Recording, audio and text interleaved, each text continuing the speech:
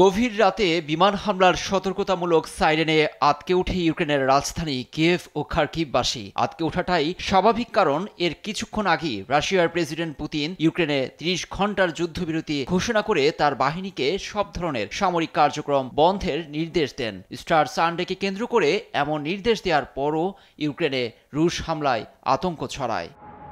মানবিক দিক বিবেচনা করে স্থানীয় সময় শনিবার আকস্মিক অস্ত্রবিরতি ঘোষণা করেন পুতিন, কিন্তু এ নিয়ে অভিযোগ করে ইউক্রেনীয় প্রেসিডেন্ট জেলেনস্কির অভিযোগ পুতিন নিজে ঘোষণা করে নিজেই মানছেন না। ইউক্রেনের আকাশে ইরানের তৈরি শাহেদ ড্রোন উড়তে দেখা যায়। পুতিন মানুষের জীবন নিয়ে খেলছেন বলে ক্ষোভ ঝাড়েন জেলেনস্কি। রাশিয়ার কুর্স্ক ও বেলগ্রোদ অঞ্চলে লড়াই অব্যাহত রয়েছে বলেও জানা গেছে। তবে ইউক্রেনের কিছু এলাকা আপাতত শান্ত বলে খবর পাওয়া গেছে। তবে পুতিনের ৩০ ঘন্টার একতরফা অস্ত্রবিরতি নিয়ে মিশ্র প্রতিক্রিয়া দেখিয়েছেন ইউক্রেনীয়রা। রাশিয়াকে বিশ্বাস করা কঠিন, তারা কখনো কথা রাখেনি।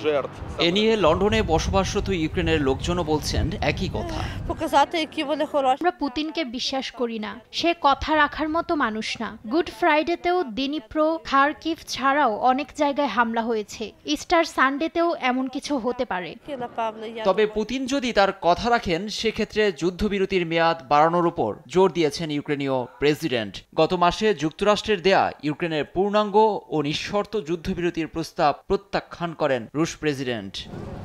লুৎফর কবির, নিউজ ডেস্ক, দেশ টিভি।